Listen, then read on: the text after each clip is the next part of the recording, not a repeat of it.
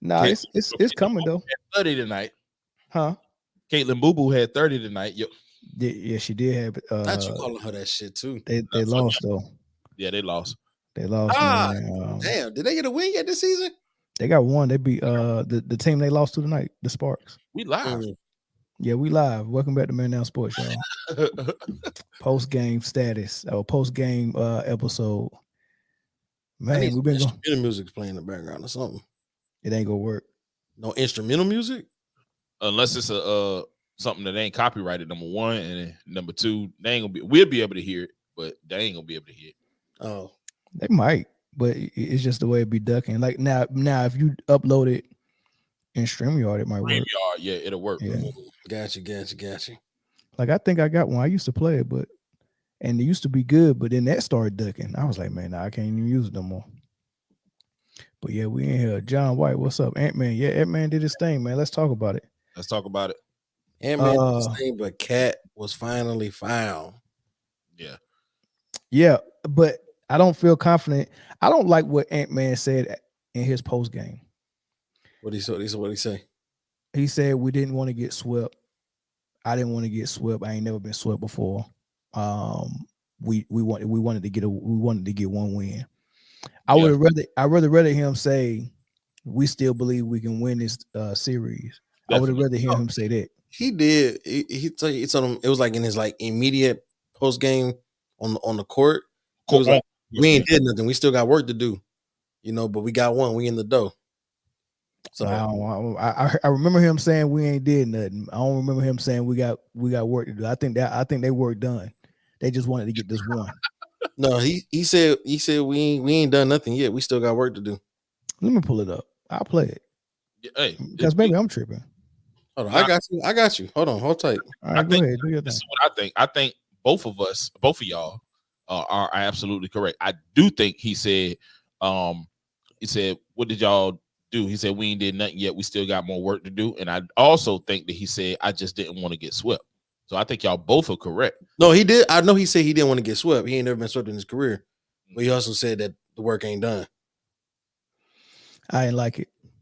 I think it. I think it was a slip up of him actually letting us know they don't really think they can get this thing done and win 3 more. I mean, because if you really think about what they had to do to win 1, and they thinking, man, what we just did in this game.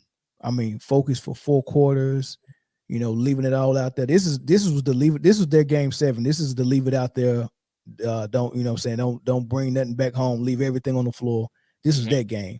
They got to do that 3 more times. And they know they got to do it 3 more times. And I don't think they up for it. I got to keep it up. Okay, go ahead, play it. How heavy is that weight that has now been lifted off your shoulders?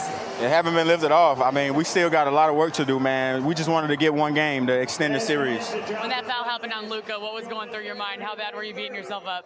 No answer, man, because it's crazy. No answer.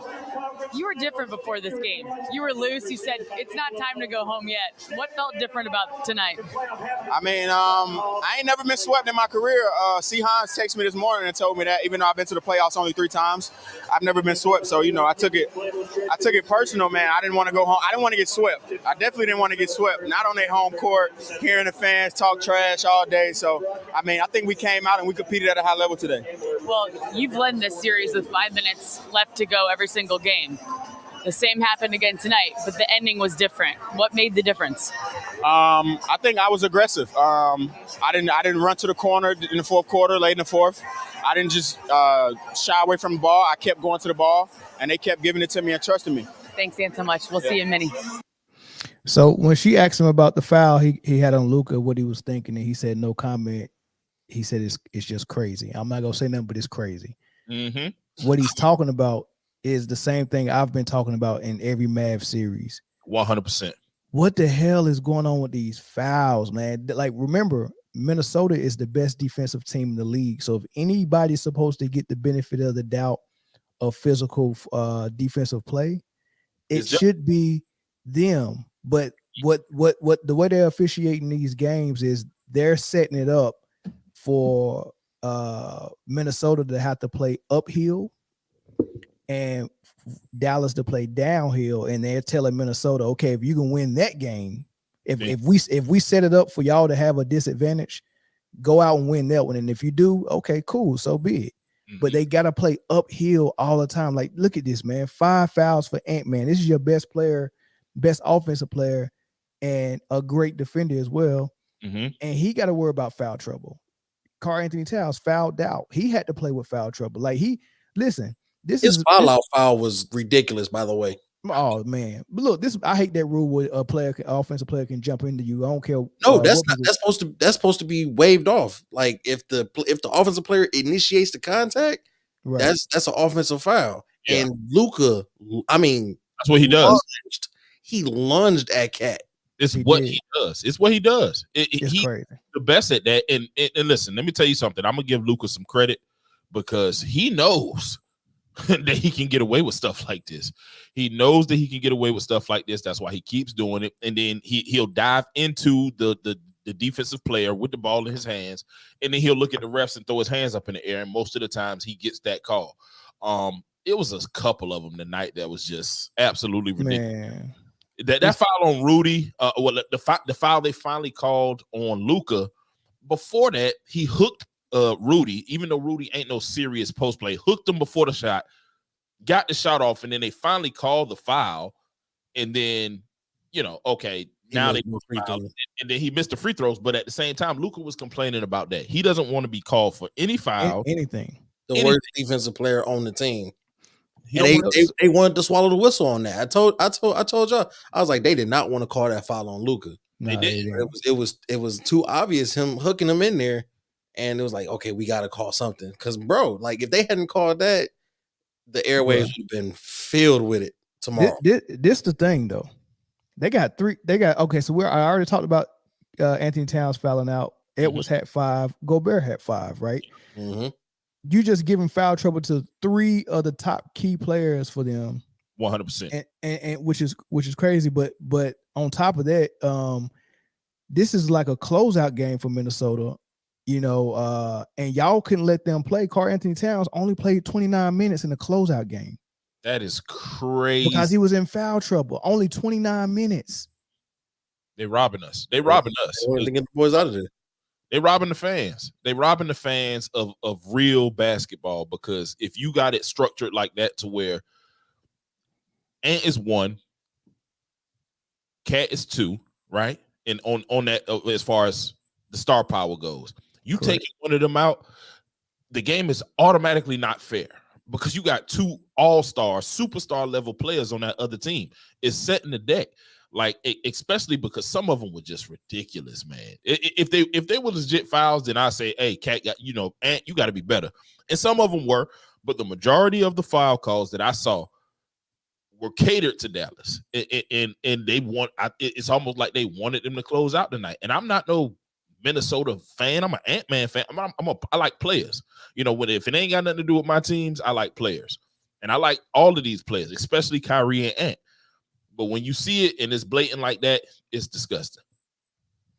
I will say, it sounds like they listened to us when we was talking about things that they should switch up, because it seemed like Ant was primarily guarding Luka tonight, and then they also had Kyle Anderson, like we said, guarding Luka, and that looked like it gave Ant fresh legs, and he wasn't gassed going into the 4th.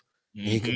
He was able to be more aggressive, take the mid-range shots that he's used to, drive to the cup, do them up and unders that he did, with the shot clock running down. Mm-hmm.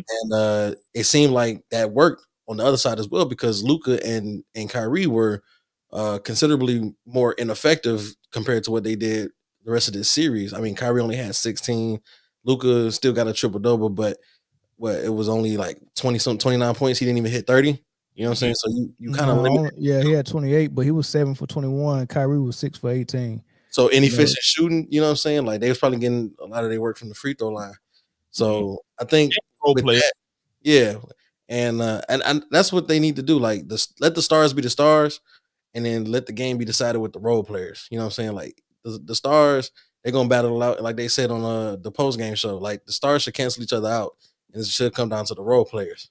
Yeah, what y'all foresee coming for? I be honest with you, I think the refs will go back to the drawing board and come out with a better game plan for the Mavs.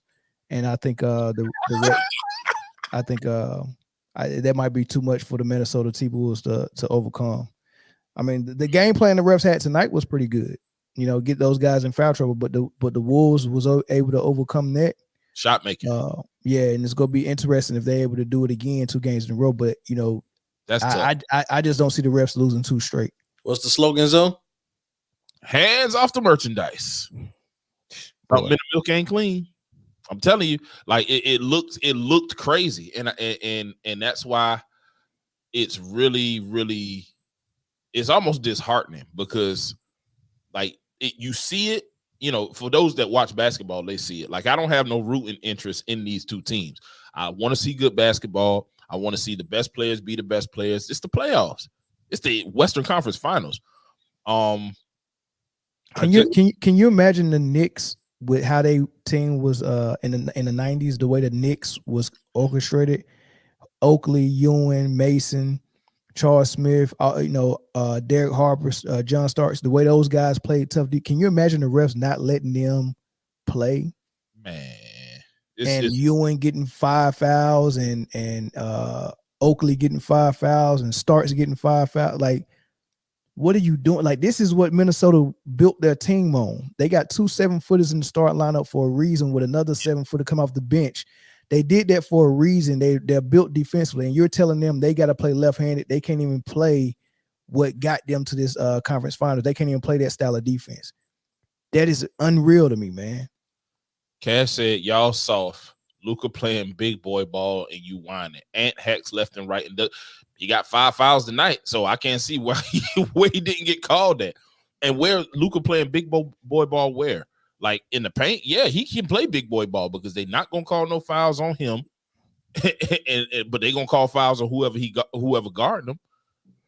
That's just like I'm trying to find the sense in this comment because I don't understand it. I don't get it. It's not I don't like it. Making any sense to me. Yeah, I don't like it. Got to be a Luka stan. I think now that the fact that it's a series now, technically kind of, right? I don't think they are so quick to end it in Minnesota. I think they give them another game. I think Minnesota gets it in game 5. No. I'm telling you, the game plan gonna be too good. It's not possible. This game was impossible for the win. Somehow they did it, but for them to do it the impossible twice, can't happen. I don't know. We was counting them out. We was already saying Boston versus Dallas. They heard us and they was like, not yet. Yeah, so I wouldn't even call it impossible. That's true. I will say this: if the Mavs lose the next game in Minnesota, we got a series then because they got to beat them. They have to beat in game 6. I appreciate this comment. Sorry, so well, thank you. We appreciate you. I'm glad. Thank you. Appreciate it. We are tired. We've been going in, bro. We've been going in every night. We said we was gonna do something, and we stuck to our word, and we wanted to do it. And honestly, we've been getting a lot of subscribers. Hit that like button if y'all in these comments talking. Please, just we do this because we love y'all, man. Please. He said he bet the opposite on what I say, and he a rich man so far. that's a daggone lie. That's a daggone lie. Sergio be wild in the comments though. I appreciate Sergio. In the comments. He capping now. He definitely capping, man. Let's open the phone lines up, y'all. In the night, but they like I said, there's no strategy for made buckets, man. So at the end of the day, man, it is fouls, hands off the merchandise. Let me ask you. You won't make buckets from the bench? Can you make a bucket from the bench? 29 minutes for Carl. 29 minutes for Carl Anthony Towns, and he got 25 points in the 29 minutes. Right. That means they gave him a very small margin of error, and he capitalized on it. He was able to do it. But if I told you Carl Anthony Towns was gonna be in foul trouble, and he was only gonna get 29 minutes with the shooting struggles he's had in the first 3 games, what you think he gonna do in them 29 minutes? Well, I mean, he was already sucking. He had 5 in the first half. So it was working on 2 or 3 shooting though. It was just he was in foul trouble. Yeah, 2 or 3. He was on the bench. So what if he was hitting like that? What would the score would have been if he wasn't in foul trouble? That's what you got to look at. We can't deal in what ifs, Mel. I'm telling you what. But the refs are dealing with it because they know what's gonna happen. If we don't handicap Minnesota blows them out. So they're creating a game that creates an environment where this thing will be close in the fourth quarter. And then now they're saying, all right, now whoever got the best closers go win. But they're creating a game that's handicapping Minnesota. That's unfair. But they're doing it because they want to give us entertainment and give us close finishes toward the end. Yeah. 3-0 ain't no entertainment though, so they fucked that one up. But well, they don't care. I mean, we still got fantastic finishes in the fourth quarter. They're not thinking about how it felt to us watching it and what they thinking about, man, dang, we had the ratings the highest as possible for first all the way to the fourth quarter. That mean the networks is happy, like, hey man, everybody watch this game to the end. You're doing something right. Because the alternative is if it's a blowout by the third quarter and everybody turn the TV off, and in the fourth quarter, every commercial that they paid for that to be shown on that network, you only got half of the people that you projected to watch that commercial watching it. And now the networks are getting calls from the advertisers saying, hey, we paid y'all all these commercials. You said you was going to air them in the fourth quarter, and not a lot of people was watching in the fourth quarter. Mm-hmm.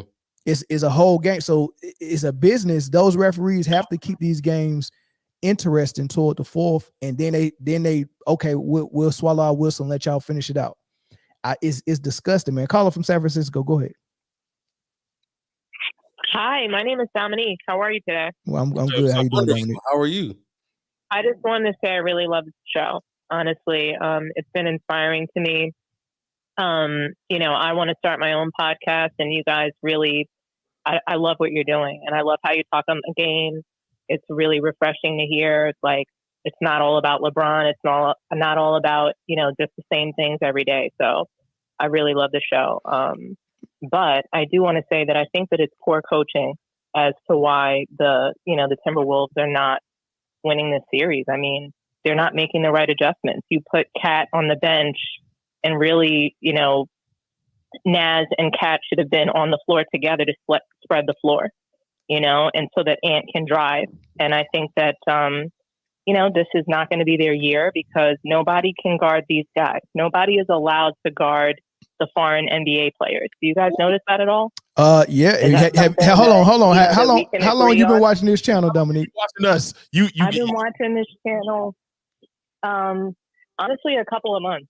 Okay, not so long, but I go on YouTube and I take a look around to see who's talking about the things that are really speaking to me. And you guys, you just nail it every time for me. You're the only ones that actually speak on the game. We're not here to love the players. It's about loving the sport way more than the guys who play the sport. And I really appreciate your opinions and how you describe everything. Hey, I love this. When you starting your podcast? What is your what's Honestly, your podcast? I don't know. I'm a little bit in fear to do it. Why? I'm from New York. I'm not from San Francisco, but I'm nervous. I'm scared because I feel that, it's everything. You get attacked for having an opinion. You know what I mean? You can't speak on how these guys play without getting completely attacked. And it's just like, all you guys are saying is how they're playing the game. It's not about who they are as a husband and a father. We don't know these people personally. Correct. We're just taking a look at the game. We're not, every day is not you comparing, LeBron James to somebody who played 30 years ago. It's ridiculous. Yeah. These days, everybody needs recognition for something. You know what I'm saying? And I'm probably closer to your guys' age. I'm not that old, but I'm not that young. And I just remember basketball having a lot of honor in it, where guys really, they took pride in coming out on the floor to play. Quite frankly, I think the WNBA is a little bit more exciting to watch. They play harder basketball. These women are out there grinding. It's competitive. Start your podcast, please. Please. Yeah. Go ahead. We'll help you with it, man. Don't even if you want to. Everybody wants to do a format of these LeBron debates, and everybody's doing that, and I hate it. Do you know that I really believe that the whole LeBron Jordan debate is complete bullshit. Excuse my language, but it's just a marketing tool. It's not, there is no GOAT in basketball. That's not a thing. Do you notice that it was never a thing before LeBron James started playing? It was never a thing in any sport. I think it was a thing with the toward the end of Mike's career, and I don't even think I don't even think GOAT started something that he came up with himself. I don't either. As an athlete honestly, in a team sport, we don't call ourselves the GOAT. We don't say I'm the greatest of all time when you play on a team. When it takes so much to win, it takes all the. Now we have positionless basketball. What is that? I don't even know. Let me ask you this though. When I was in high school playing the game, do you know that when I was in high school playing, nobody could stop me. I would just bring the ball down the court and just completely bum rush down the entire freaking court. That's what LeBron does. That's what Giannis does. There's no 1, 2, 3, 4, and 5 anymore. Yeah, it's just positionless. Oh, give me the ball, and I'm just going to do whatever I'm going to do with it, instead of actually, like, I don't see the basketball IQ. I'm sorry. I don't see the basketball IQ in today's sport, but I'm not hating on the sport because I love it so much. I love to watch it, whether it's women. Did you play? Did you hoop? Definitely. I did play. I went to Villanova. I didn't play for the team. I played intramurals, and it was a lot of fun for me. Back then it was a different time where women weren't valued.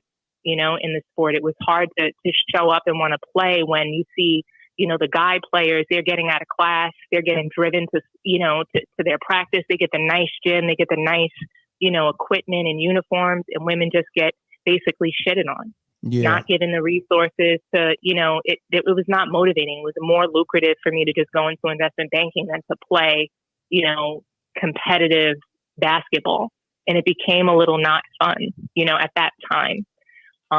Just to see certain things glorified, you could be a star player, but, you weren't treated very properly as a female in the sport. Okay. And also, at that time, it was just a lot of, I just found that, like, you had to, like, they wanted me to put on 30 pounds just to play for their team. I was more of a finesse player.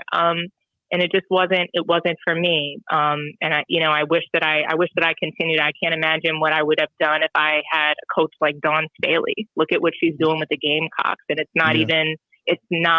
she's not being given enough credit right now, right? Like, all we hear about is Caitlin Clark, a complete loser. She's lost every single year. She was never the best player. She was never actually the best player in any year that she played. It's ridiculous. But because she's white, we all wait. You don't think she was the wait. You don't think she was the best player last year in college? I think she was. No, I don't think she was the best player. I think that I genuinely believe I had like 10 girls ranked better than her. I had Full Wiley ranked better than her. The entire bench of South Carolina. The entire bench of South Carolina. No, Dominique. No, don't do Caitlin. Don't do Caitlin Big Big like that. Caitlin. I love her, the excitement that she's brought to the game, that I can't deny. I'm not going to deny her. You know what I'm saying? She's a great player. I think she's going to continue to be great, but right now she's one of 7. Aaliyah Boston last year led that team to 13 wins. She's the best player on that team. That's why they're all messed up, because Caitlin Clark, they have to come and capitulate to her.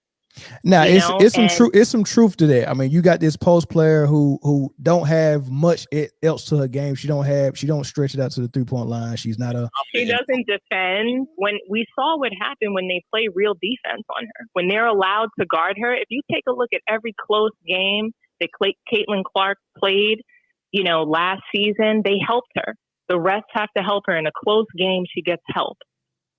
I mean, that's true, but that's the business model of the NBA, and it's trickling down to other leagues, man. They wanted to get to the WNBA. You're 100% right, but the W is not like that. They don't do that. I agree. They don't do that in the W, and we're gonna see how they begin to protect her. They're gonna create a protection program around her, just like they create the FNBA protection program. For Luka, for Jokic, do you think it's going to happen in the W next year? Like once we see that Caitlin can't get off the way she wants to. I really do. I think it might happen come All-Star break. I don't even know if they're going to wait that long. You got to think, Caitlin Clark and Angel Reese, they're the Magic and the Bird of the WNBA.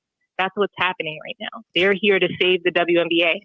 if Caitlyn can't be the savior, they're nationally airing all of her games, and she might lose every goddamn game. What happens in 2 years when Juju gets in the league? That's Jordan, baby. I mean, I think that they want a great white hype. It's just like the NBA with the with the racism that they have. You have to take a look. All these Black players, they're basically paycheck slaves, and it's a shame because you have these Jewish owners. All of the you trying to get hold on. You trying to get the show shut down? We'll hold off on that. We'll do that in the Patreon. Dominique, let me tell you something. I apologize. I'm not. No. I'm just saying that Black people are being literally kept out of majority ownership. That's all that I'm saying. I'm not trying to say anything anti-Semitic. I'm just saying that, all of the ownership is white American Jews. And so we're being kept out. We're being kept out of the ownership. And then they're trying to dilute the Black American players. So now, what do we have? About 30% of players in the league that are European. Well, hold on, Dominique. Program for them. They can't be guarded. Nobody's allowed to guard Jokic. Dominique, hold on. Zoe got a question for you. Cooking, Dominique. I got a few questions for you. First of all, I don't know if you're watching us on YouTube, but you got a fan club in the comments right now, just from the things that you're saying. Start your podcast. Whatever we can do to assist, we'll definitely assist. You have a voice, and you didn't have to tell us that you hooped. We could hear it in your voice. We could hear it in a lot of the things that you were saying. You definitely need to have a voice. You got man crushes in the comments right now, like Rod and right there in the comment section asking, are you single or not? I want to be able to talk in this space. You know what I mean? Without that, nobody's asking you guys if you were single when you speak on the game, right? Right. So I want to be able to. I love and appreciate that, but I still want to be able to speak in this space and have, you know what I mean? Right. Be about these things that we're talking about, because it's important, I think, to give real, transparent opinions and not just your personal feelings. I think LeBron is great, but I mean, I don't care about his personal life. I'm going to call it how I see it. He could not survive the triangle. He wouldn't have any rings if he was placed in that offense. Yeah, you've been watching for a little while. I appreciate that. That's a great answer. Because that's what we was talking about. Where you been hiding at? I ain't seen you in the comments. I ain't seen her in the comments or nothing. What's your name? I'm a little shy. And I was up tonight and I was thinking about, the T-Wolves, and, I put my YouTube on, and I saw you guys were up. It said call the show. I wasn't even sure if you guys were actually on right now. You know what I mean? I'm just put my YouTube on, and the stuff that I like pops up, and I just called you guys. I've never done it before. I never thought to do it, but I just, wanted to share with you guys how much I love the show. And I think you guys are really awesome, and talk about all the great things that I wish the other major networks would, bring to light. I wish that they would talk about the actual game, the people who are doing well. All we get to hear about is Bronny, what LeBron is doing. Who gives a damn? He's not even in the playoffs right now. Yeah. Long gone. And we have to hear about, nonsense every day. So, I just really appreciate what you guys are talking about and sharing. It's amazing. And I love the analysis, because when you take a look at, the way they played in the 90s, even early 2000s, when you had guys like McGrady, and we don't see those kind of special game-changing moments anymore. Right. Yeah, we don't see, 13 points and, in 30 seconds, or 8 points. And we don't see that really anymore. Yeah, we saw the Knicks do it. That was a special moment in time. But, the game is it's so much more different. We see guys walking off the court, pouting. We see them, there's not a whole lot of honor in this game anymore. Nobody's playing basketball for the love of the sport, and nobody's actually playing their positions anymore. It's all about whatever star is on the floor and what are they going to do, not how they're going to actually work through their teammates. And you guys are doing great, and I'm loving the discussions that you all have, especially the 4-panel Friday. I think it's great. I think it's wonderful when you bring Brittany on. And when she shares, you know, what her opinions are, I think it's really amazing just how you guys have your show set up. I appreciate that, Dominique, man. And people in the comments are requesting that you come on our panel. So if you want to do that, just use that same number that you called in. You can call it, you can text it, or whatever, and we can set that up, man. We thank you for the call. Like Zoe said, man, it's a couple of people that wanted to start a podcast that, you know, we would personally help and answer some questions for them and stuff like that. So if that's something you want to do once you get the nerve up to start one, we definitely down for that. And thank you for the call. I mean, what you guys are doing, it's so like, you guys are fearless. You know what I mean? Because you guys are raising the hard topics. You guys are talking about the tough things. And, you know, there's not a whole lot of bias that I hear in what you guys are sharing. So, you know, very inspiring. Thank you so much for everything. All right. Thank you for the call. Appreciate you, Dominique. You're welcome. Have a good night, guys. Yep. Thank you, you too. I'm a little biased. Yeah, we got a little biased. But man, this is what we do it for, bro. That's why. This is what we do it for. That was dope. That's my second win, man. I could Funky Town. 4 more of these things. Oh, and there go my dog. What's up, Funky Town? Gentlemen. What's up, big Gentlemen. dog? What's up? What you doing up so? What you doing up so late? You know what? I'm asking myself. God must have said I need to listen. I'm gonna tell you right now. Yeah, bruh. Hey, you know, like when you feel like you can see your life's work coming to fruition in front of your face. Yeah. Like, hey, that young sister Dominique.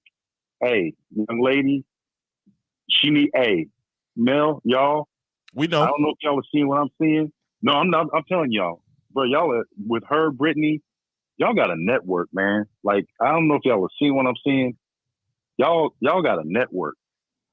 All right, like this is that was if this is somebody who's never called in, never, like she said, she's shy, whatnot, what all that other stuff. But brother, man, this is us coming up. I'm just saying it like that. Y'all got a network, and y'all got a network on your hands if y'all don't realize that. And I'm just telling you, you definitely need to get in touch with that young lady, hook her up with Brittany, and I mean, bro, this should be. I'm just saying, there's some stuff moving right now. Because if y'all know how I am, how I feel about our folks. Mm-hmm. All I'm saying is, I'm seeing young people, younger,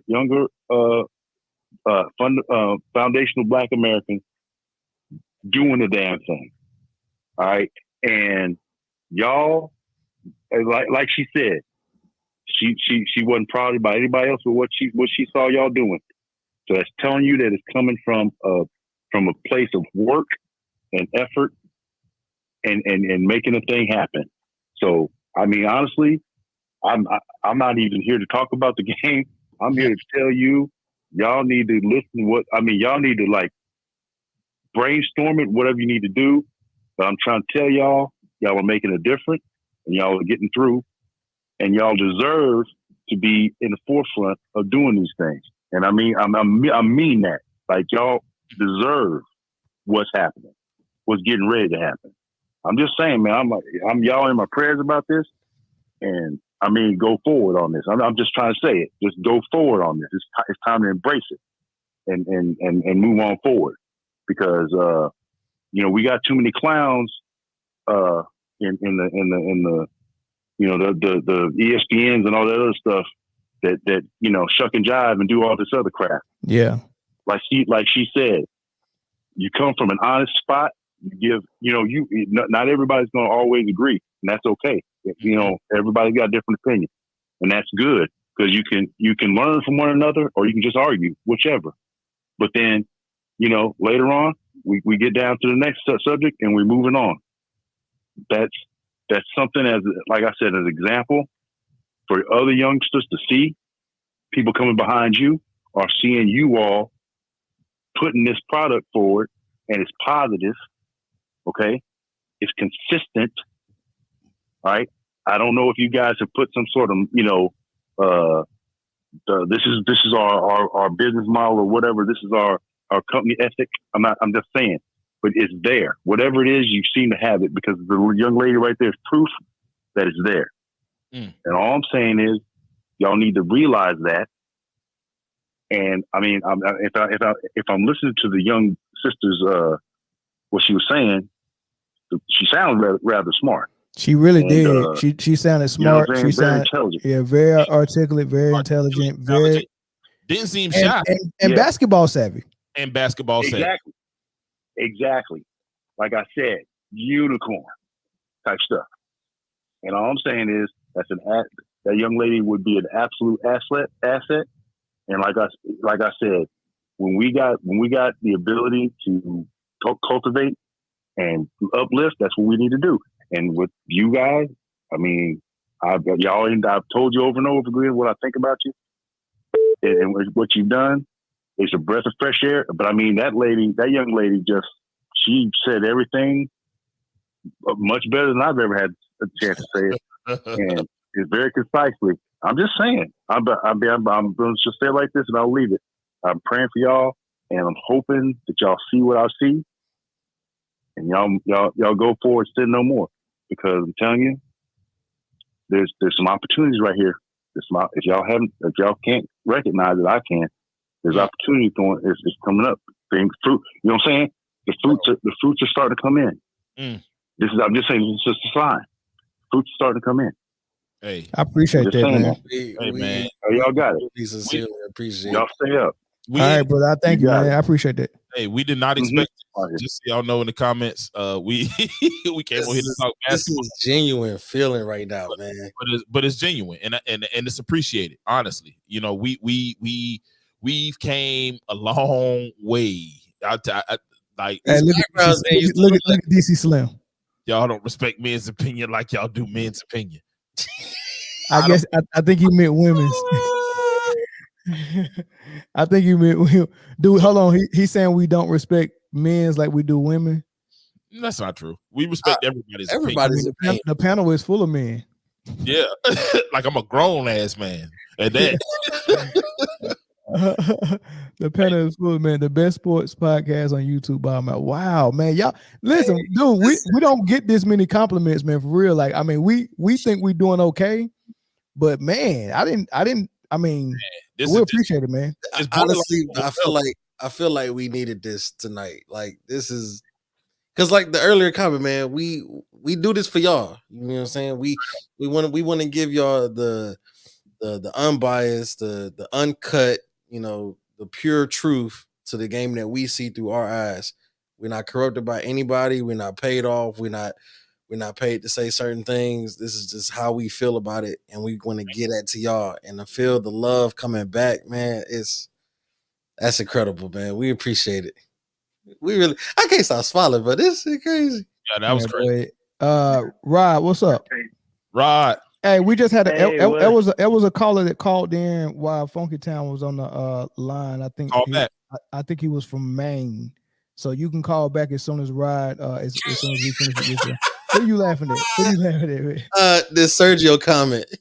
Sergio is a daggone. I gotta get you on camera, man. I gotta see who Sergio is. He might be a robot. Hey, Rod, go ahead. What's your thoughts? Might get a wrench though. After his comments be on point. Go ahead. What's up, Rod? Hey, what's happening? Ain't nothing, brother. All right. Hey, I just want to get a shout out to my brothers. You know, I'm a few days ago, somebody compared to like Stephen A. or like big media, and everybody on the panel like bust out laughing. You know, it was a compliment, and I understand why everybody, but we ain't like no. But at the same time, my young brothers on the panel, y'all got to realize you there now. Whether you like it or not, you're there. Man, I hear what you're saying, but I'm looking. Our vision is. Yeah, I'm like, man, dog. We just like. I don't think we're in it. As you're in it, you can't. Well, I do, and there's thousands like me that think like me. You are there now. You're the ones that we feel comfortable listening to, taking advice from, seeing where things are going. When we wonder why things are happening, who could break it down to you like Man Down Sports? Who could break it down to you to this generation, especially. That's a good question. Like, man, down. Come on, man. That's a good question. There now. Here's my question. Whether you want to admit it or whether you want to accept it or not, you're there now, and you have a responsibility, whether you want it or not. Ah, shit. You're there now. Responsibility in that. I thought I was just gonna be able to keep playing around. I gotta be responsible. Hey, and that's what. Hey, and that brings me back to Ant-Man. Okay. And what I want to say about him, because I love this young cat attitude. I just want to have fun. I'm just here to play the game. I'm going to talk my ish whether I win, and I'm going to talk my ish whether I lose. But I'm here for the love of the game, and I just want to have my fun. But I'm coming. He ain't going to stop talking this. Win or lose, I'm coming. You know, that's, and, you know, that kind of relate, you know.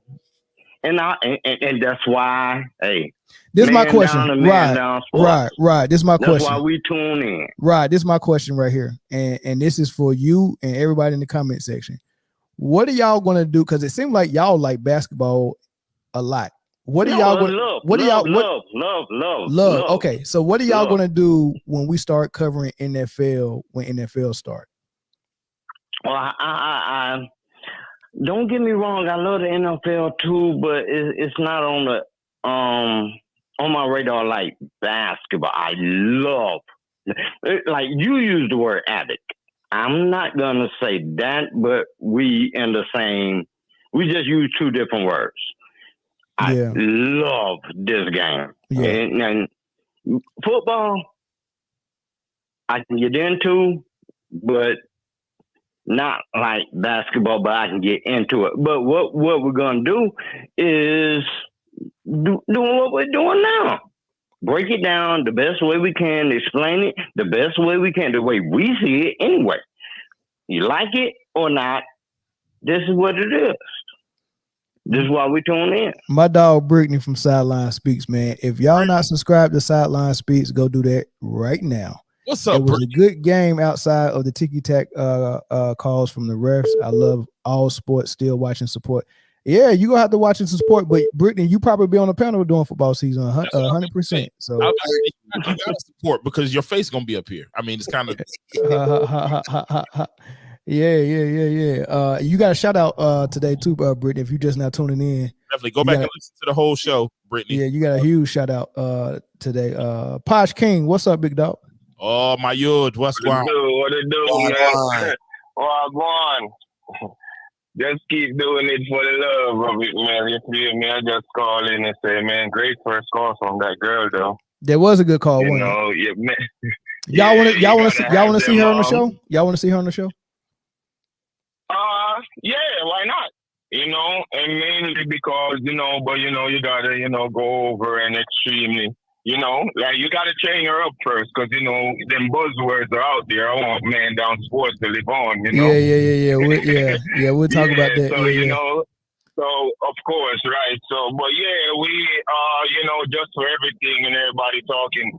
Man, y'all just keep doing it for the love, because, you know, energy and things generate naturally. And when you're in it for, like, you know, like ballers that we love, you know, that's why I gravitate to the channel, because, like we said, y'all talk about the love of the game, you know, like the purity of the game. So dudes, little dudes like Ant-Man and them is living on, you know, making like Jordan, Kobe, you know, God bless him, you know, proud of little dudes like that. But our irritation with big media is you jumping over Kyrie, Kawhi, if he could ever stay fit, you feel me? Yeah, Ant-Man is coming, and we love that he's, you know, keeping us back to the 90s and early 2000s, but, you know, Shay's over there, we you know, and then, like, bro, even, you see the frustration with the first caller about, you know, when she was even going down to high school, she could just run and dunk, and how, bro, that's the same, like, frustration, like,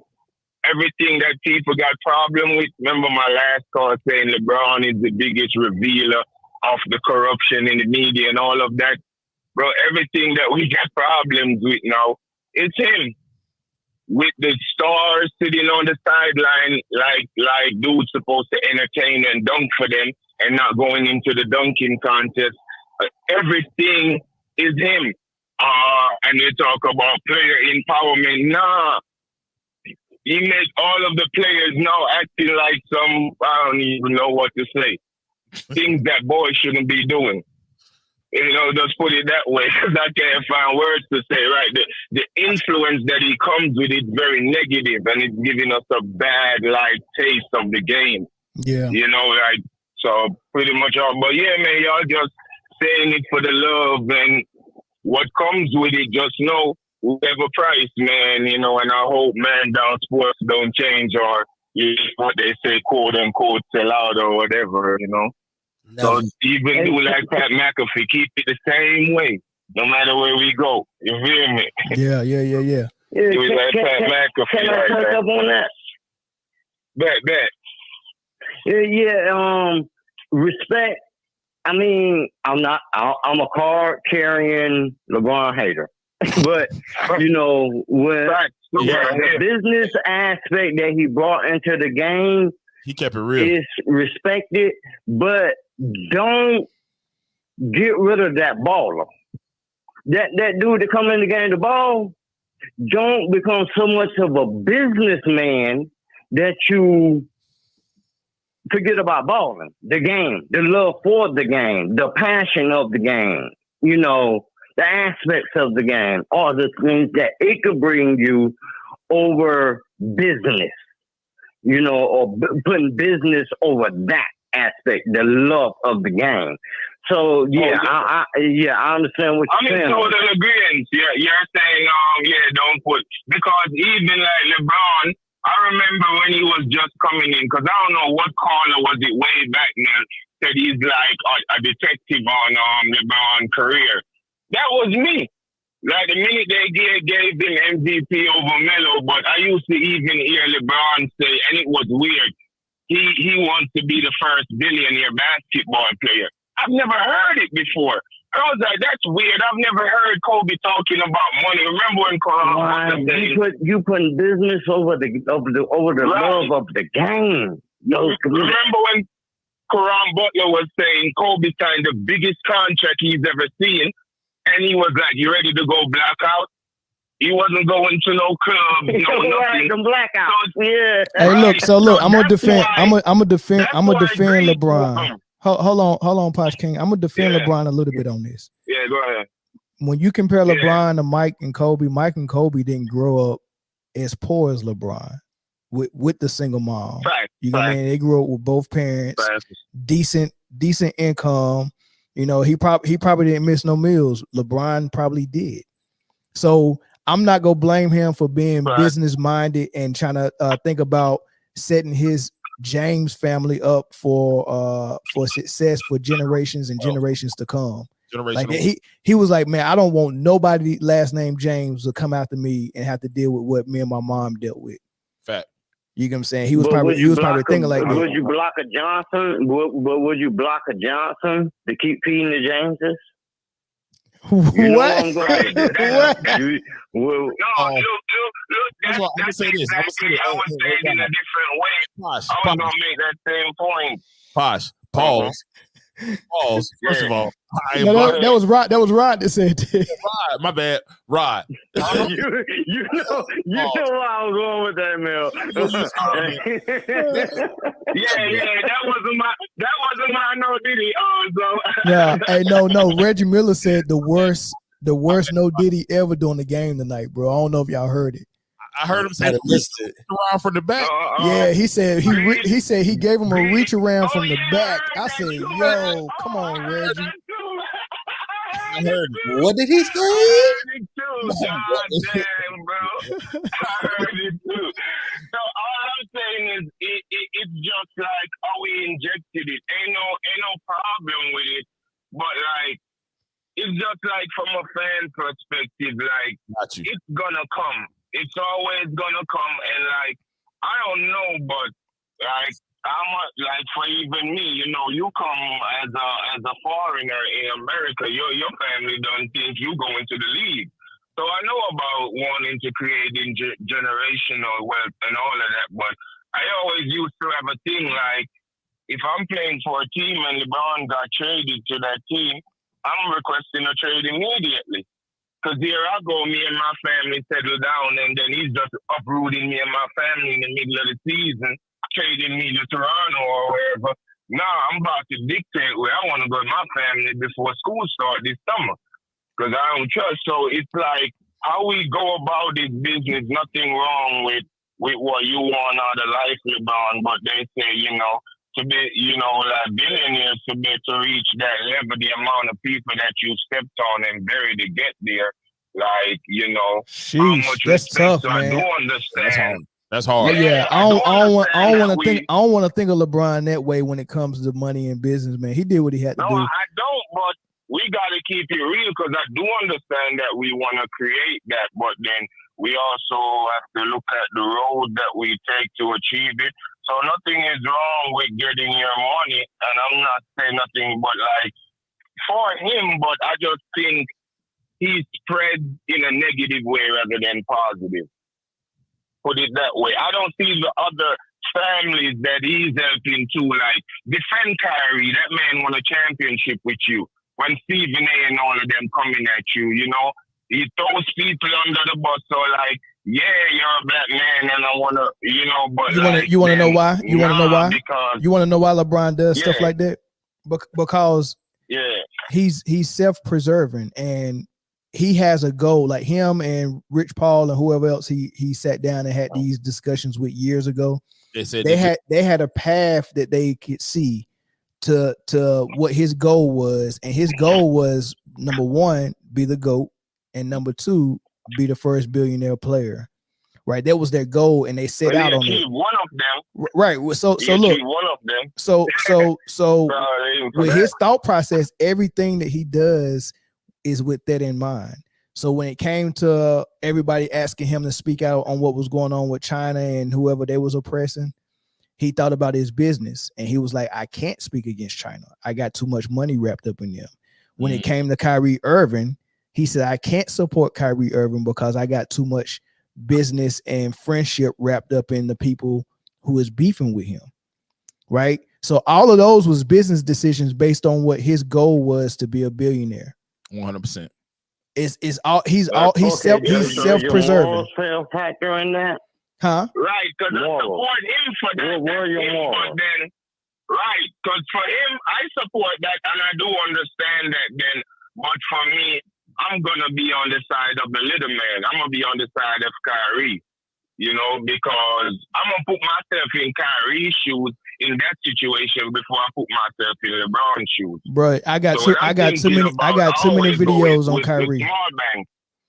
Hey, was you part of the channel when Kyrie was going through that? I got too many videos on Kyrie. We spoke on it, and we spoke on it in detail because Kyrie didn't do nothing. I don't even remember, but I'm pretty sure you did. Nothing at all, right? If you guys remember, Kyrie, in the Brooklyn Nets, Kyrie, we spoke in detail and in depth about a lot of his plight and a lot of his struggles, and that a lot of his struggles that shouldn't have even been struggles because he didn't do anything. That was the biggest thing to me. Like that was the biggest thing.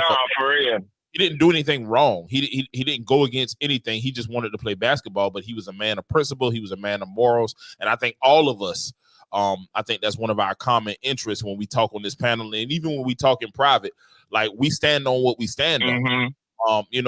So at the end of the day, we are big advocates for Kyrie, but at the same time, I think LeBron was conditioned a lot of the ways to be how he is because they were looking at the business. Yeah, he was trained up. Yeah, he was trained up. Exactly. Yeah, for sure. Because even if you look, I heard even Kobe said when he was hearing people saying he can't without Shaq and Kobe. He wasn't without Shaq. He wasn't hearing Phil and Shaq like, no, yeah, he can.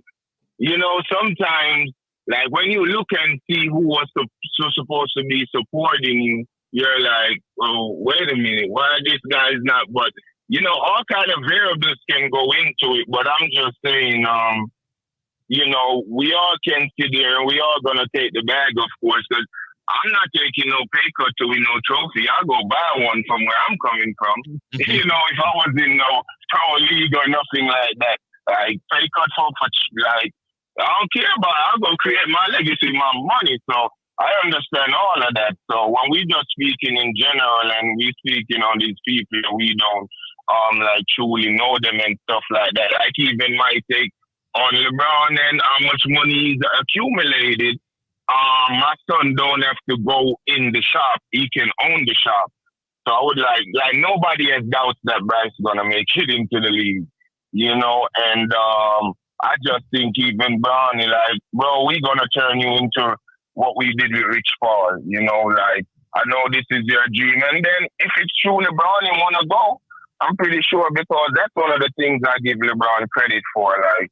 One of the key things you can see, we all don't got the right experience, but if you truly like want your kid to be better than you, I think that's a mark of, you know, no matter what you're doing, at least you're a good parent. So I always give LeBron that, you know, and, you know, I never know if it's just Bronny, you know, sometimes you have your father and he's your hero and you want to be like him. So maybe Bronny do want to go in the league, and he and LeBron even sit down and LeBron say, come on, man, that's all that he's like, no, I can go. Because players have heart problems before. Even Ronnie Terrier, I think, was on the Lakers. Yeah, for sure. I think he had heart surgery. Yeah. So maybe Bronny do want to, because like, pretty sure Marcus Jordan and them wanted to play, but they just was way too off. So you don't want to tell your son that, nah, man, give up your dream at the same time. So maybe we were so hard on LeBron. And I was thinking about that the other day. Because, yeah, I'm definitely a part of what they call the LeBron hate club. I was one of the founding members. But, yeah, I was thinking. Hey, who's the president? Yeah. Hey, who's the president? Hey, before y'all leave, who's the president? I don't even know. I don't even know. I think I'm probably the VP, is not the president. I'm for sure. Like, I just know I'm a card carrier. I'm up there. I'm part of the board that make decisions. Yeah, I'm definitely up there. Hey, look, this is what I want you to do. Hey, look, I'm about to clear the phone lines, but this is what I want. This is what I want y'all to do. Right, I need a favor from both of y'all. For Rod, yeah. I need you not to start drinking until the show start, so we can get drunk at the same time. Because you already tooted and booted before you call in, and I ain't even close yet. So you gotta wait. That's unfair. And number two for Posh King, you need to come out here to California, because it's a Jamaican restaurant around the corner from my house that I keep going to because it's the only one close. And it's not one Jamaican in there working. I need you to come in here and teach them how to really do some jerk chicken. Bro, then guess what? You know, I always tell you all about Uber, right? That's just the reference to the show. I'm reliable sous chef. I'm a kitchen manager by day. You need to come out here, man. They shooting bad. Jamaicans, you know. Like I came to the league, so we gotta make money. So that's why I'm still on Uber at night. I make good money at day. You feel me? But yeah, so I'm a chef, bro. Oh, okay. Like, so I never mentioned it, but you saying me coming to cook, teach them how to cook. It's not even because I'm a Jamaican. Like that's my career. That's what I do. They need you, big dog. Yeah, they need you. I walked in there. I ain't gonna tell you what I seen. I walked in there. I was like, okay. I always go at my man's dog. I got a man's out there that live out there. Always telling me he lives in the first. I told him he lives in the middle of hell. I always tell him, it's kind of too weird out there, you know. Sometimes, you know, people look kind of different. But the ganja good out here though. No disrespect. No, but the ganja good out here though. For sure. Yeah, it's good out here. We here. We know. We know for sure. That sounds like the life, man. Whenever I do come out there, though, like 2 months ago, some of my mans linked up out there. A couple of us. One of them came from Jamaica and some flew in from New York, and they actually was out there. I didn't make the trip. I'm a family man. Hey, next time they do that, come on through, man. Hit us up. Yeah, hit us. We I'm need gonna hit you up for sure, man. Respect. I appreciate that for sure. Yeah, no doubt. we need some rice and peas. We need some jerk. We need I need about 3 orders of oxtails, brother. Yeah. Hey, Man, I some do a cookout for y'all. Y'all won't fucking let me fly back out. Y'all gonna hire me as a chef when y'all get on. I need callaloo. I need first interview as the indoor chef when we go global. Oh, you hear me? That's what it is. First dibs as the indoor chef. Okay. You hear me? Hey, listen. If we go crazy like how y'all say we fin to, I personally will hire you as the chef. Absolutely. Hey, I know you is, my man. Nah, we ain't gonna go. Respect. I ain't gonna fuck with you, my man. I ain't gonna fuck with you, Motown. Man, but y'all, man, just respect and bless, man. You see me? All right, bro. Bless up our manners and respect to everybody on the panel and keep bless up, man, dog. You see me? Yeah, I just went straight to Jamaican for y'all. I heard it. I know what you said. I heard you. Yeah, all right, brother. Thanks for the call, man. We go clear the line, man. Thanks for the call. Peace out, man. Down. All right, yeah. Peace out, y'all, man. Down. Yep. Yo, this has turned into a love fest. Man, this episode is fire, man. Yeah. Man, stop geeking. I can't help it, dog. And as soon as this camera go off, you gonna be geeking too. Yeah. Look, what's the final thoughts on are we taking another phone call or no? Nah, because we already over the time limit, man. That's it. We had an hour. We Okay. chat a little bit. It has to be it's gonna take a lot. I saw Shay J in the comments. I will say that. Shout out to Shay J and her birthday, her 2-week birthday celebration she had. I ain't never celebrated my birthday for 2 weeks. Me neither. I think we celebrated my birthday for a month before. As a matter of fact, I haven't celebrated my birthday since I was 7. Damn. Mel. You know what? I feel like a bad brother because like we was always together and we was in the same vicinity, literally 10 minutes apart. Have you ever seen me do something for my birthday? No, and I thought, and that's what made me feel like a horrible person because I don't recall you like literally in VA we lived 10 minutes apart, and I don't remember you ever doing anything. Your retirement was around your birthday too, wasn't it? Yeah. Mm-hmm. And he ain't do nothing. He ain't do nothing. He just did the retirement. I retired. That was the birthday gift right there. That's it. That's a hell of a gift. That's a hell of a gift. It's a good gift. It's a decent gift. I see Wild Card Mar down here. What's up, Lamar? What's up, man? Hey, Lamar, we might need you Friday, man. Jay fired. Yeah, Jay he quit or fired. I don't know what he called in sick. He called in sick, but he ain't sick yet. So I mean, he said I think I'm gonna have the flu Friday. So I was like, what? What? How do you know? DC Slim, what's up?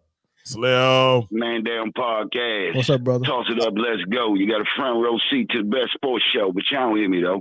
You either losing or winning, so call in and because the host wants to hear your opinion. We talking Kobe and Mike, the best players of the night, with a sprinkle of some hip hop and who won the fight. You know what I'm saying? That's what we doing over here. Okay. What it do, fellas? What up?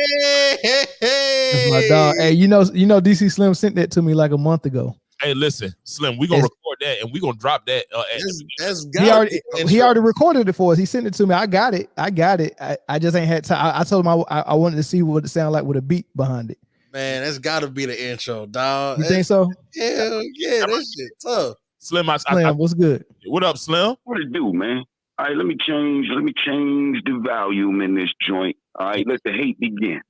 Okay, yeah. Look, man, let me tell y'all something. The WNBA is trash. All right, I'm gonna start there. Okay, stop trying to save it. I see what y'all trying to do, and no disrespect to the women because I love women. Hey, Slim, but, hold that thought. Hold that thought, Slim. Hold that thought. Don't forget nothing you about to say. But I do want to tell you there might be a possibility that Man Down, once the LLC comes through, will be able to get a press pass. And since I'm in California, I probably could get a press pass to some LA sports games. Imagine me at the press conferences, post game, asking questions to WNBA players. Now go ahead and say what you go say. Hey, look, I see what you're trying to do. You know what I'm saying? It's beautiful. All right. And I just think, no nothing against women. I'm cool with the involvement, bringing them in. But you got to treat them equal, okay? If they don't make a good point, you got to tell them. All right? I'm not trying to be mean. I honestly think a lot of men make the same points Dominique made, but we call crazy. And they, we say, oh, my God, you make such a great point. And I'm not being male chauvinistic. I don't want nobody to think that. You know what I'm saying? I'm just making a point. But as far as this LeBron thing that everybody keep worrying about, you ain't got to watch the NBA. I know it's that simple, and don't nobody want it to be that simple. You ain't got to participate in this. You know what I'm saying? Look, it's a business, man. You can hate on them all you want. I don't hear nobody talking like that about Jordan. Got quiet in the room. Was Jordan a creation of the NBA?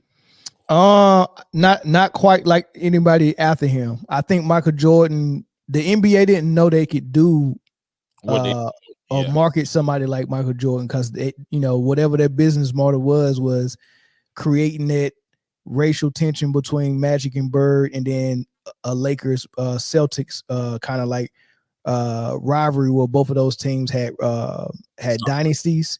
And yeah, so that was their whole setup. They didn't know that one player could come in and be that good and be that marketable, right? So what if I told you this? Back in the day, I'm an old head. I just want you to know this. Man, I don't know if y'all remember, you couldn't touch Jordan. Jordan was getting the same treatment. See, y'all watching highlights. I used to watch them games, man. Man, you couldn't touch this dude. I mean, he was the NBA darling, dog. Magic and Bird saved the NBA. Jordan kind of moved it along. You know what I'm saying?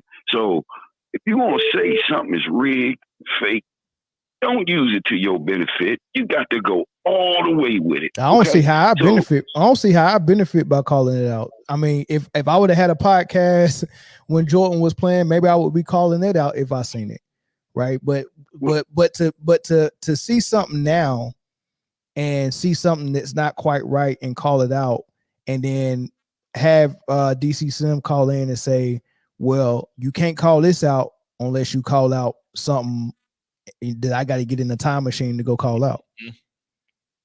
You get what I'm saying? Look, I get what you're saying, but dog, that's real. So you're faking. So let's do this. Let's do this, Slim. Let's get all the archive tapes from Michael Jordan's rookie season to the time he retired, and let's just watch it together, and then we'll come on and do the show just like I do now. We'll do the post games after his playoff games, and then I can call out the foul discrepancies and all of that stuff. We can do that. Well, I'll watch it. I don't need to watch it. I don't see. This is what happens when you get into a conversation or a debate or argument with someone who's really not trying to resolve what the argument is, right? I bring up a point. Let's say me and Zoe is getting before you say that, what is the argument? I bet you can't give me one clear argument. The argument is I'm calling out the way the game is officiated and its discrepancy on how it's officiated, and you're bringing the conflict up that, hey, it was done like that when Jordan played too. You didn't say nothing about Jordan. So the debate, the conflict is you want me to call out Jordan just like I'm calling out what I'm saying with the Mavs. No, I want you to call out Jordan like you calling out LeBron and everybody else. Because if you're going to say right, that somebody getting fair treatment. But in order for me to do that, Slim, I have to go out and start a podcast in the past, in the 80s. I have to start my podcast in the 80s so I could do it. How am I going to call out MJ the way I'm calling out LeBron if MJ not playing them when they ain't played for 30 years? Well, see, I'm not saying call MJ out. Because if I say out. Okay, but that's 30 years ago. Why would I call it out the same way? I'm watching it like right now.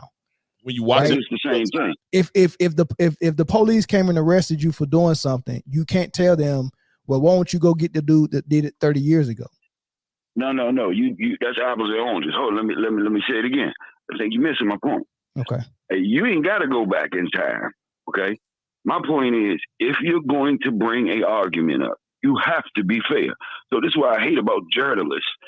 You're not supposed to like nobody. It's a conflict of interest. That's the key word here that nobody's paying attention to. If you're a reporter, you ain't supposed to like a team because your bias is going to mess up your reporting. Am I right or wrong? That's true. I understand. Okay. So if you're a Jordan fan, not a LeBron fan, what you'll do is you'll come on and say, Jordan is the greatest, LeBron is a clown. See how I'm going? Well, both of them benefited the same way from the NBA. I wouldn't say the same way, DC. It's different though. Well, it's not the same way. They was building the plane as they was flying it with MJ. Yeah, it was a test. Nah, see, that's why I said I don't think y'all watched MJ. But in the beginning of MJ, he was nothing. I mean, he got swept twice by Larry Bird. He was not in the discussion. Nobody talked about Mike.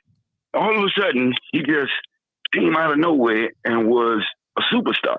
He didn't come out of nowhere because even in the years that he got swept, he was averaging 37 points. So he didn't come out of nowhere. And I think that's where the flaw comes in at, because a lot of the times people look at that and say, yes, he did get swept. He had his trials and tribulations in the playoffs. In this panel, I know we understand how that worked and we saw that, you know what I'm saying? But at the same time, what did he do after that? Do you think that was all NBA, just saying, okay, we see a potential in this dude, and so now we finna build him up? Is that what you saying that happened?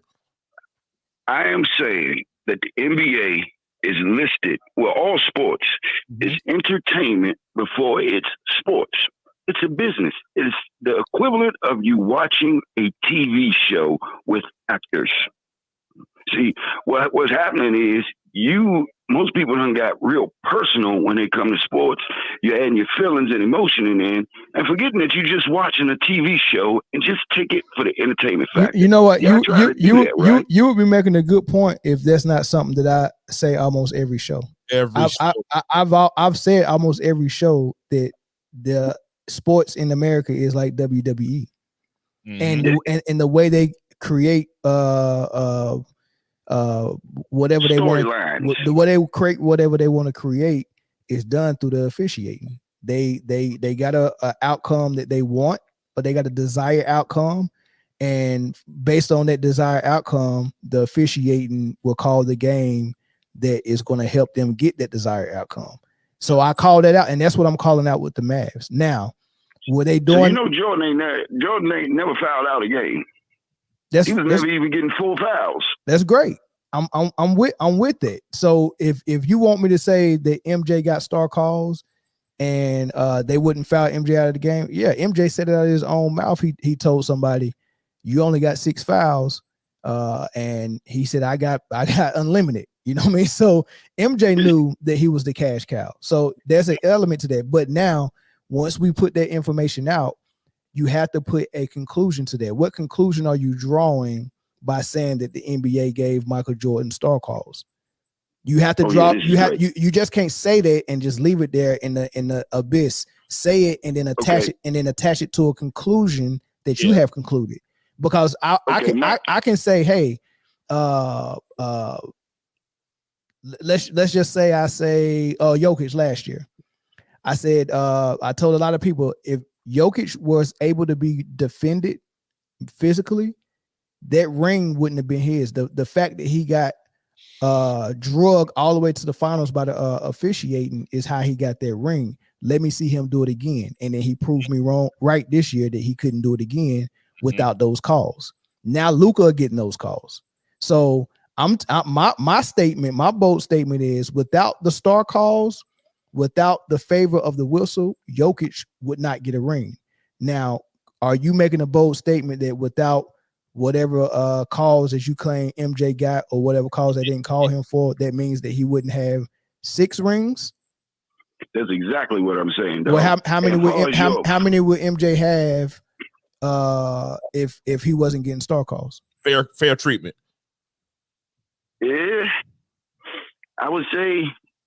See, his rings is only going to come from fair treatment. So that's kind of hard for me to answer. So I can't just say he'll have 2, because the 2 he'll have will be from fair treatment. So look, the best example I could use is this. No. Answer the question. How many rings do you think he would have if he wasn't getting star calls?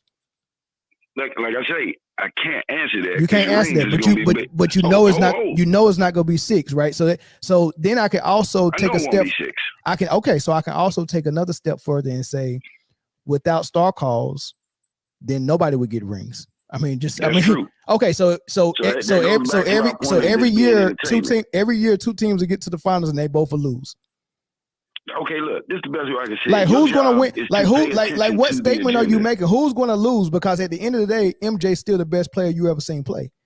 So who cares? So okay. So without the star calls, what statement are we making? Because we got to attach that statement to every star. To something that what I'm telling y'all right now is hold your feelings, enjoy the sport for what it is. That's all I'm saying. So if you, I'm saying just stop saying somebody cheating and all of that, because everybody cheating. Just like right now, the reason why you're getting so much attention from Luka and the reason why your man in Milwaukee won, because right now we focus on global. Okay, so Luka's going to be in the playoffs. Luka's going to get the calls because right now we're promoting global. You preaching to the choir, what I'm saying? Yeah, you preaching to the choir, though. No, I know I'm preaching to the choir, but what I'm saying is I'm not tripping off of it because I understand it. I can't complain about it because I know what's going on. Do that make sense? Hold on, say that last part again. Look, I can't complain about calls because I know what's going on. I just roll with it. It's a part of the show. Yeah. I'm rolling with it. Like I'm but I'm still calling it out. I can call it out and roll with it at the same time. Like I mean, we got a podcast. It's got to be equal though. How do you make it equal? You make it equal. You can't come on here and say LeBron gets fair treatment. In the next sentence, you got to say LeBron gets fair treatment because Jordan got fair treatment. You can't just leave it out there because your viewers, they're going to just take a half of what you said. Yeah, but we talk journalism. Hold on. A couple of things wrong with that. There's a couple of things wrong with that. Number one, I'm not a journalist, right? So no, you're a journalist. No, I'm not. You think you're not a journalist? No, I'm not. I'm not a journalist. So what are you right now, man? What is this that you're doing? This is men talking about a sport that they love. Right. Yeah, it would be different if we were standing in a barbershop. But see, you have it's a barbershop. Thousands and millions of people watching. I just got a haircut. So it's a barbershop. Look, what I'm saying is the reason why ESPN is trash because they're not being real or honest. That honest is how people looking at it. Uh-huh. You are no different from ESPN right now. Okay, we'll talk about that another day, though, Slim. No, I'm saying the reason why I'm saying that is because when you start talking about sports, though, you got to be fair and balanced. Yeah, but DC Slim, I am fair and balanced. I don't have a dog in the fight. I don't have emotion tied to it. I'm just saying, I really don't, man. Like seriously. I'm trained so much to be unbiased that I don't even have a team that I root for. Okay, who's the greatest player of all time in the NBA, man? Who I think I would say the best player I've ever seen play basketball is Michael and Kobe. Those are the two best I've seen play. Okay, right. Why do you think I can't say because the way I grade a player, I haven't graded a player as high as Kobe and Mike. Just the way I grade a player. Now, I'm not saying that they're the GOATs and for everybody. I respect everyone who has a GOAT to their own personal liking, right? But only thing I do is challenge them to have a criteria that makes sense that I can apply across the board. Like, can you have a criteria for who you think the GOAT is, and I take that criteria and apply it to every player the same way, and I can grade them off of it. And most people don't. Most people will say things like, "Oh man, LeBron's the GOAT because he scored 40,000." Well, I mean, you got to pay 23 years to score 40,000. The guy that was better than him only played 15, right? Or LeBron's the GOAT because he won with 3 different franchises. Well, to do that, you have to go to 3 different franchises. And the guy that was better than him didn't go to 3 different franchises. You get what I'm saying? So those are the same. You know what my problem is, though? Yeah. I don't know how to fool myself. I don't know how to trick myself. know what I'm saying? I have a problem with just keeping it 100 too much. That's what the homies tell me, right? I can't, I don't even know how to explain it, man. I just watch sports to just watch it. I don't have a investment in it. I'm not getting emotional with it. I think ever since Kobe left, I really don't care. And I watch basketball from the outside looking in and just looking at it from a business point now. You know what I'm saying? So when I hear people call and complain about LeBron, the non-calls, it don't really, I don't trip no more because I just think it's 2024 and times have changed. It's different. So, maybe I'm wrong. I don't know. I might be. Everybody in the chat probably telling me I'm wrong, but it's all good though. No, you got some people that agree with you in the chat. Definitely. It's always a couple. I mean, but look at the reasons why they agree. Here's World Breaker, one of my favorite newcomers on the channel. I love MJ. I just don't like how they act like he was perfect all the time. So most of the motivation to push back on MJ being what everybody think MJ is based on, why do y'all act like this dude is a god? I'm going to make it my mission to prove that he wasn't perfect and he wasn't a god. So most people, that's exactly what I'm doing right now. Exactly, and I understand that, and he's the same way. So that's mostly what people motivation is. It ain't that they don't think MJ was one of the best they seen. It's just that I don't want people walking around acting like this dude was Moses or Black Jesus. See, that's why I think trolls come in. See, I troll for that particular reason. When I hear a person worshiping somebody, then the trolls come. You know what I'm saying? And I just think, man, the worship of players today and the hate is just feelings. I mean, you look at some of these comments in the chats, and when people respond to LeBron, dog, you got too much invested in something that you don't get nothing for. You know what I'm saying? So, right. And it's a comment that somebody said earlier. The reason why LeBron ain't saving people, and I'm gonna end it with this: don't play the race card when it comes to money. It's gonna take money out your pocket. So all of us in the chat, we ain't billionaires. We can pretty much say whatever we want. All right. I'm telling you, man, this is a touchy subject, man. This is why I just stay with sports. I don't really like to interject race in sports because, if you complain about people owning teams, why don't you tell y'all boy Jay-Z or some of these clown rappers talking about all that money to buy a team? Until then, I ain't saying nothing. Man down podcast. I'm out. Be easy, fellas. All right, thanks, DC. Appreciate you. Wow.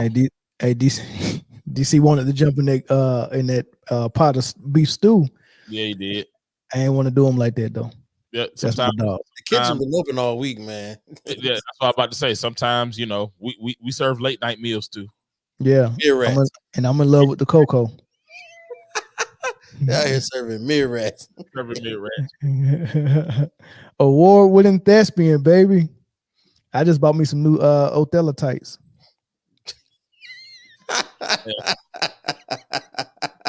What? I'm in love with the cocoa.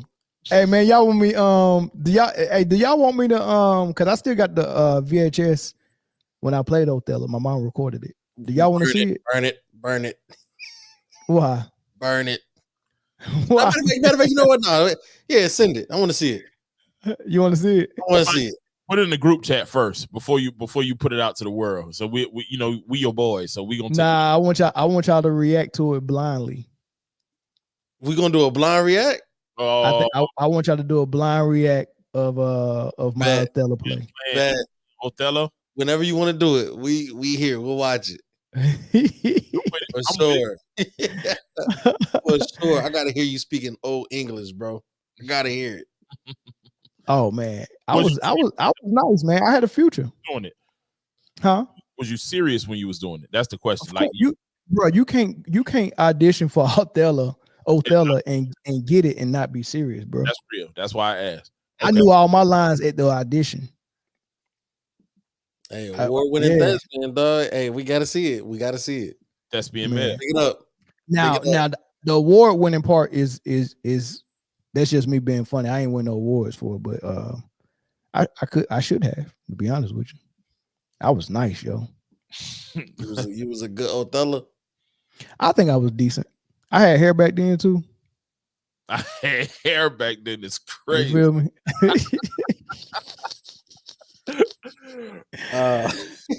Oh man. Mark said Carolina twang and old English language don't mix. Dang, Mark, you might be right. Hey, tonight was interesting to say the least. Tonight was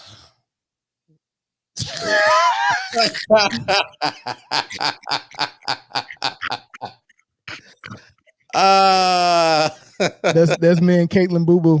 Oh my god. Oh man. We're out there. This is a sick Negro. Hey, Mikey Brad said Tom Hanks gonna be watching.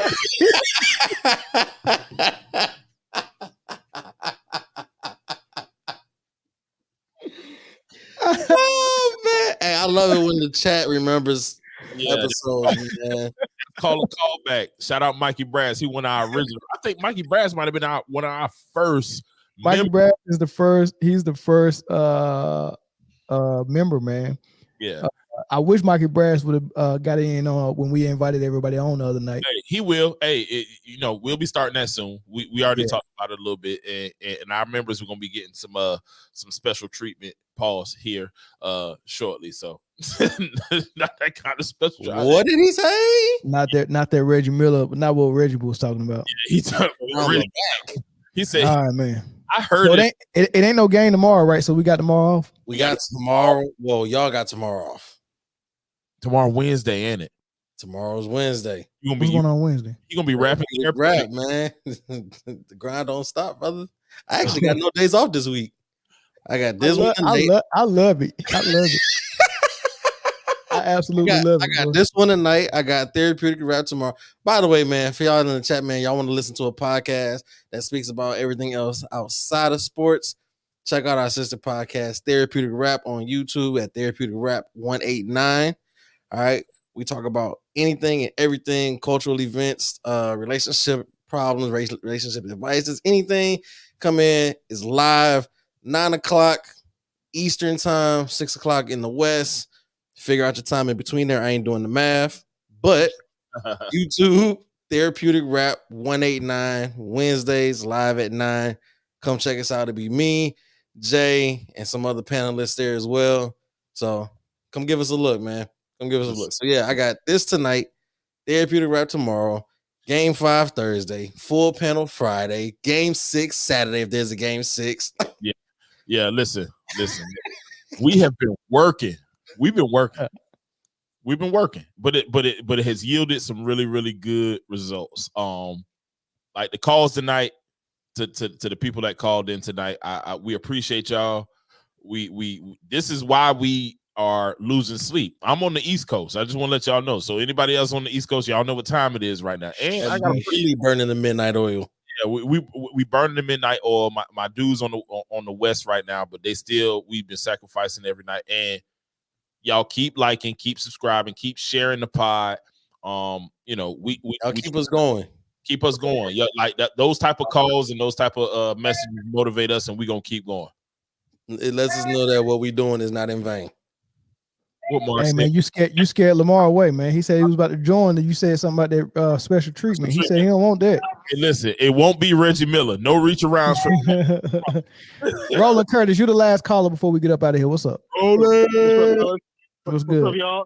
What up, Rolly? Before you go, let's keep the WNBA slander to a high minimum. Nah, let him get off what he want to get off, man. Go ahead, Ro.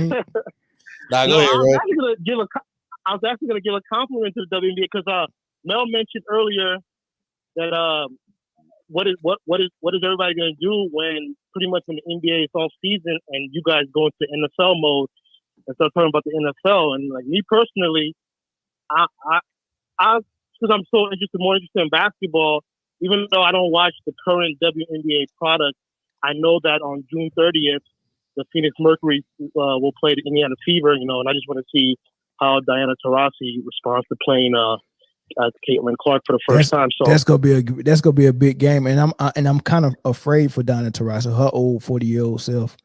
Yeah.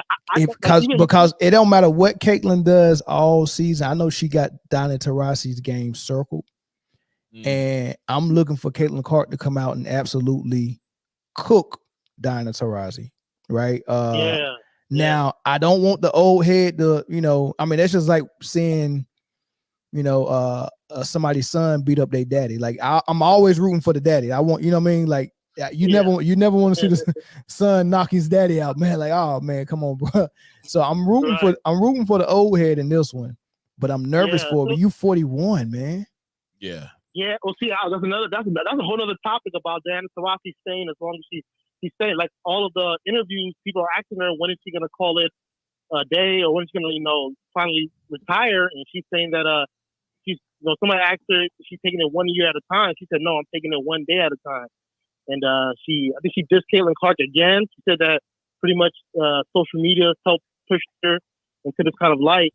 So, we've been talking about the WNBA, and even though, like I said, even though I'm not like a big WNBA fan, I'm a big enough basketball fan to want to at least watch that matchup. You know what I mean? And maybe it could bring other people in, and they might want to stay. But just hopefully both of them kind of have to show out. You know what I mean?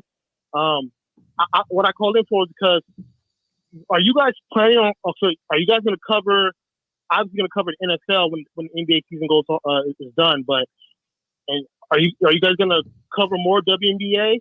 And we're still talking about it, man. Like, I mean, we had these conversations, daily. But I can see a really good mix. We'll probably never go away from NBA even in the off season, because we built the channel on NBA. So whenever we do have an episode and we got to cover football for sure, we're still going to have some NBA in there, whether it's us talking about something that's going on in the off season, or us talking about some just a debate or something like that. You get what I'm saying? So I will say this though, they are very lucky that this year is this year, because the Olympics is going down. So we got that to talk about too. That's true too. Yeah, and plus, but I was saying, you guys, like I said, everybody's been complimenting the show. You guys are so good at podcasting that it would be it would make for a lot of people who are not interested in WNBA, it probably would make the WNBA a lot more interesting, because you guys, because of the way you guys. I appreciate that, Roland, man. I be honest with you, we didn't know we was that good until y'all started saying it. But my goal is to make you buy a ticket to the WNBA this season. Yeah, you got. I don't know where you at in the world. The way he laughed. Don't laugh you close to some team. You close to some team, Rolly. Where you at, Roland? You in Cali, right? I'm in LA. Oh man, you go to a sports game, brother. Roland, let's go to a sports game, Roland. What's good? Like a sports game? Okay, yeah, let's go. Where you want to go? So we could go in June, like sometime in June, because I know this is the last week of May. All right, let's do it. Like I'm down. Yeah, let me look at the schedule and see, because I wish that Diana Taurasi or Caitlin Clark came to LA, but we can go to any. Hold on, I'm gonna go. I don't really know. When does Chicago Sky come? And we can go when Andrew Reese come. I'm gonna go look at the schedule right now. Okay, Andrew Reese. I mean, like hear from for sure. Yeah, let's go. So where are you, Mel, in California? I'm about an hour and a half away from LA. Okay, I thought you were in North Carolina, but you're from North Carolina. No, I'm from North Carolina. Zoe is in North Carolina. Zoe and Jay is. Damn, they Okay. Well, no, that's in Chicago. I thought you lived in North Carolina. Okay, yeah, let's go to a game. Let's go to a Sparks game. I wish we had. I wish Man Down was around when Candace Parker was in her prime, but I don't really know who plays for the Sparks anymore, since I know she left the. They got two rookies that's gonna be really good. Raquel Jackson and Cameron Brink. And the shooter Lexi Brown is down there too. Yeah. Yeah, Caitlin Clark already played the Sparks. That's how she got her first win. So I don't know if she's gonna. I don't know how the WNBA. They probably don't even have enough teams to play each other multiple times, right? in the season. They just played the Sparks again tonight. They got these girls on the chain gang. No, you ain't lying, boy. They earning that. They learning that electrician salary, boy. For real. And I think the electricians make more than them. They earning that code in the billing salary. Yeah, Cody. Definitely Cody. Maybe property man. E5 with 2 dependent salary. 2 I dependent. want to ask you guys: Have you thought about covering the big 3 too? Sure. We thought about it. We was, man. Listen, we've been everything's up in the air right now. The product that y'all see is from a lot of trial and error. That's what I'm gonna say. We've been talking about sports individually and collectively. Aside from this, so we talked about the big 3. We've talked about players possibly starting their own league. We talked about a lot of stuff.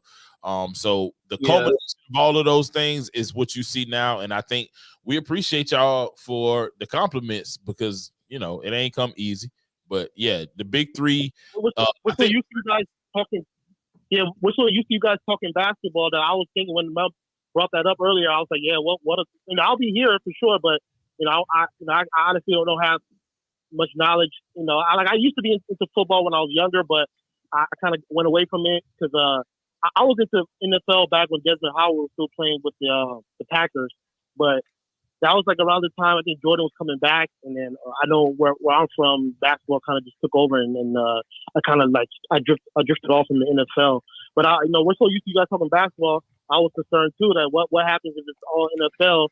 But if you guys hopefully will come to a conclusion of like what you want to put on for basketball as far as the WNBA and Big 3, and I don't know if you will talk if there's any kind of college going on. I mean, I'm into boxing too, but I really just like enjoying. I like hearing you guys talk about basketball, so I just wanted to bring that up. But it's a good show. We the same way with football, man. If you haven't watched it in a while, just listen to how we cover it and all that stuff, man. I think everybody enjoy it, man. So I mean, it's gonna be the off season for the NBA, man. So I mean, you ain't got no choice, but yeah, you know what I mean. It's only the off season for a little bit, then the NBA will be back and you will have both. So yeah, and then we still got draft, we still got summer league, we still got Olympics, we still got free agency, we still got all of that stuff to cover. So we gonna talk about ain't never over. It's never over.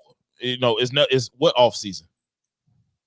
August 17th. Dang, August 17th is when Chicago comes. So they play on Thursday, but they play in Chicago. But when Chicago comes out here, it's in August. And what's the next Sparks game period? The next Sparks game at home is let's see, it's not until June. Minnesota Lynx on June 5th. That's a Wednesday. Then they got a Friday game against the Wings on the 7th. What about the Aces? Do they play the Aces at home? Yep, on the 9th of June. Woo! What's up, Roland? You trying to go to the Aces game? That might be the one for y'all. Yeah. So when is it? June 9th. Yeah, I'm down for that. I might have to make the drive down there to see y'all too. Yeah. I ain't never been to a WNBA game, so shit. I get to see my baby. I get to see my baby Asia Wilson live and direct. It's a date, boy. I wish you can hear Asia Wilson talk, boy. You heard her talk. I love the way she talk, nigga. I thought it was Ving Rhames. I said I ain't heard a voice that deep on somebody. Not too much on my baby, bro. I thought she was playing the bass guitar. I was like, yo. Yeah, that means it's about time to wrap up. We about to get listen. I'm not gonna let you sit here and talk about Asia Wilson when you over here swooning over Detective Stabler. I mean Caitlin Clark. Hey, if you close your eyes and you let Caitlin talk to you on one end and you let Asia talk to you on the other end, you'll go Caitlin. You'll go Caitlin. Her voice is not that deep. Bruh, I'm telling you, bruh. The media better than sexy. The media is not doing Caitlin Clark any favors because they took pictures of her when she's just like not looking her best. They had a picture of her screaming at the referee, and it didn't look too flattering of her. So if I'm the WNBA, I want the paparazzi to screen all the pictures they take, and we get to pick which one they put out. Because you get a bad angle on that girl, man, looking like Leah Thomas, the swimmer. She definitely. It's Hey, Mikey Brass, man, NFC champs this year, baby. Lock it in. Let's go. Oh, Mikey Brass, a Lions fan? He from Michigan. Know. All right, Roland, man. Thank you for the call. We about to end it. All right, man. All right, big dog. Yep. Appreciate you, Rolly. Hey, we're gonna have to lock that 9th of June in, brother. For sure. I'm down, man. Let's do it. I'm ready, man. It's only about a 3-hour drive for me to LA, man. Ain't Get shit. it sexy. Get it sexy. Get it sexy. Boy, you know that's super fat. That's on. Hey, yeah, y'all got to get some real good because that's too short notice for me to catch a flight. Yeah. June 9th? June 9th. What's the day? It's like 3 weeks. He ain't heard of Spirit before. That's all. Man, Bro, if you got to get on Spirit, don't do it. Yeah, I actually only thing Spirit goes to tell you to do is not bring no bag. That's fine, man. We can buy your outfit when you get out. Hey, Mel gonna have a bunch of man down gear for you to rock at the game. I'm gonna have on the Scully. I'm gonna have on the Scully at the game.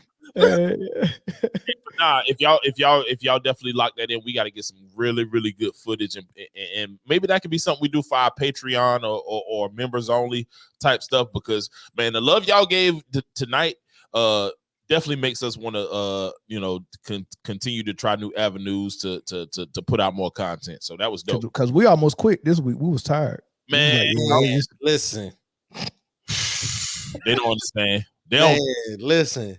These have been some dog days. Dog days. We working, but we hope y'all appreciate it. And from the calls today, we think y'all do. This boy said Asia Wilson is Holiday Heart. Lord Hammer. Now she look way better than Holiday Heart. Holiday Heart looks like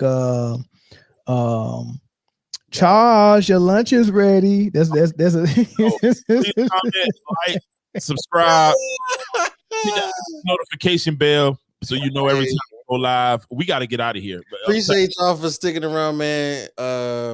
Like you said, like, share, subscribe, man. We'll be back after game 5, so Thursday. But if you tune in to Therapeutic Rap, you can see me and Jay tomorrow. So, all right, man. Peace, y'all. Peace.